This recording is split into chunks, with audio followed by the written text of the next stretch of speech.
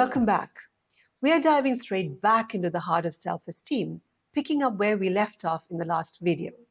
This time, we are tackling those sneaky, unhelpful mental scripts we all have head on, the ones that whisper doubts and shape our self-view.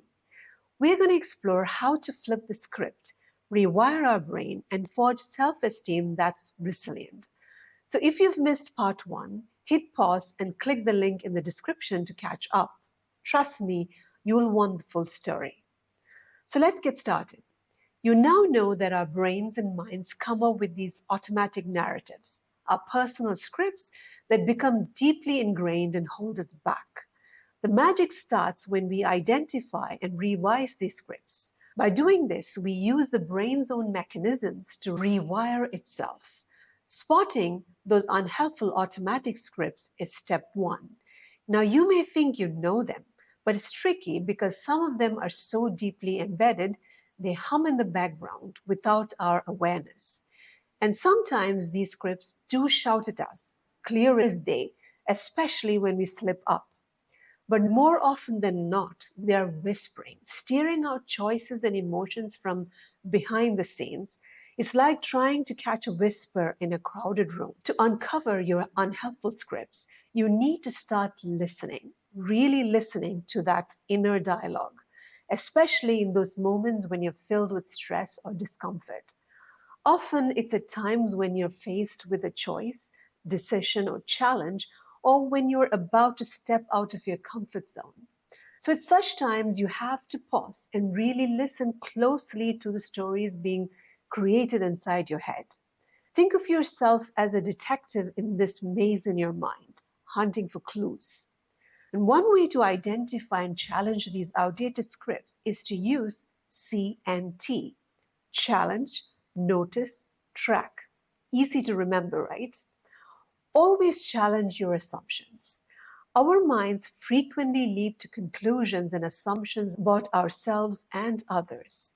So catch those subtle moments when thoughts like, I'm so stupid, I'm so awkward, or I look so unattractive come up. These thoughts are not facts, they're just assumptions and they're not serving you. So challenge them by asking, is this how I can best support myself? I personally like to challenge my assumptions and conclusions kindly but firmly. It's like I'm training a small but intelligent kid, which is my brain. So let's say a negative assumption I often make when faced with something new is, people are going to laugh at me. I can challenge the thought by asking my brain, really? How often has that actually happened? And so what if they do? What's the worst that could happen if people laugh at me? You can then actively look for evidence that contradicts your assumption, like recalling past successes or qualities others admire in you. Each time you challenge your brain, you're leveraging neuroplasticity, the brain's ability to rewire itself. Every time you do this, you are strengthening new and positive pathways for a healthier self-view. Next, notice patterns. Pay attention to repetitive thoughts and behaviors that echo the belief that you're not good enough. Where do you hold back due to this belief? Maybe you're avoiding some social situation for fear of not fitting in or not taking advantage of new opportunities because you fear you'd fail or look awkward or whatever. Recognizing these patterns and observing the thoughts that come up will reveal the scripts that are driving your actions. It's about revealing those scripts that subtly dictate your life in moments of hesitation or self-doubt. And track your triggers. We've all got them. They're like hidden landmines in our day. Think about the last time a casual comment from someone made you spiral into self-doubt, or how a family dinner left you feeling inadequate. Triggers could be anything, a casual remark, a moment of comparison, or any uncomfortable situation that flicks on your brain's alarms, reviving old criticisms and doubts. Triggers are deeply tied to our insecurities. They are echoes of past scripts, not your current worth. You now know they're signals of false threats. So by understanding your triggers and the underlying assumptions your brain has made, you will start to disarm them. You shift from being reactive to reflective. So once you've spotted your negative scripts using CNT, you can go to step 2, which is to actively rewrite these scripts and rewire your brain. Now, rewriting doesn't mean you deny any of your feelings or experiences. Instead, it's about changing how you interact with those thoughts, stripping them of their power to define you. It's also important to remember that transforming deeply ingrained internal scripts isn't like flipping a switch and suddenly all the fears and doubts vanish. The goal isn't to eliminate doubts and fears instantly. You can't do that, but to gradually reduce their power over us, making room for a more supportive inner voice. It's a journey, and every journey begins with taking a single step. So we need to be patient with ourselves and recognize that every effort counts. So the first strategy for rewiring your brain is to reframe your negative assumptions and thoughts to more positive affirmations. If your script is, I always mess up, flip it to, I am capable and learn from every experience. But here's the thing, it's not just about saying your affirmation over and over like some people think. You have to believe it deep down. Affirmations can be more than just feel good phrases, they're like training wheels for your brain. The science shows that affirmations are brain exercises just like push ups are for your muscles. You have to be consistent and you need belief as well. That's how you transform those affirmations from just words floating in your head to solid neural circuits that are full of optimism and belief in yourself. Every time you affirm, I'm capable, you're not just talking to the mirror, you're telling your brain, this is important, so listen up. And when you do this with genuine feeling and belief, your brain starts to believe it too, thanks to a little help from neurotransmitters like serotonin and dopamine. So each time you affirm something positive with feeling, you're creating new pathways in your brain that lead to a more positive self view and a stronger sense of self worth. Another very powerful tool for rewriting mental scripts is visualization. You would have heard about the power of visualization by now. Maybe you've even tried it, closing your eyes, picturing your wins, and then maybe nothing. And so maybe you dismissed it. Here's the thing, science backs visualization up big time.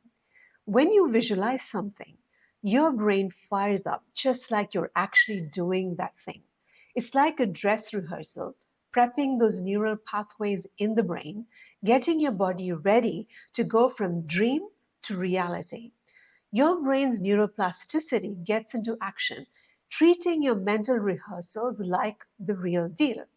But for visualization to really pack punch, you have to crank up the details and the emotion. So just like affirmations, think HD. The clearer and more vivid your mental image, complete with sounds, sights, and smells, the better. And next, pour in the emotions. How will you feel hitting that goal? Joy, pride? Get those feelings in the mix. This isn't just about positive thinking, it's a full blown strategy session with your brain. By spending a few focused minutes each day, really diving deep into your visualization, feeling every bit of that success or whatever it is you're wanting, you are giving your brain the rehearsal it needs to make that success your reality. You have to make visualization a dynamic, emotion filled process that primes your brain for action. This strengthens your brain's belief that this is real and achievable. So visualize not just to see, but to feel and to act. And now, the most important strategy is to always practice self compassion. Self compassion is your brain's healing balm. It's like giving your brain a big, soothing hug. It's about treating yourself with the kindness you extend to someone you care about. And here's the science bit, negative thoughts are when your brain spots a threat, it's on high alert. Self compassion calms that alert, dialing down stress hormones and queuing up oxytocin and endorphins, those chemicals that make you feel safe and connected.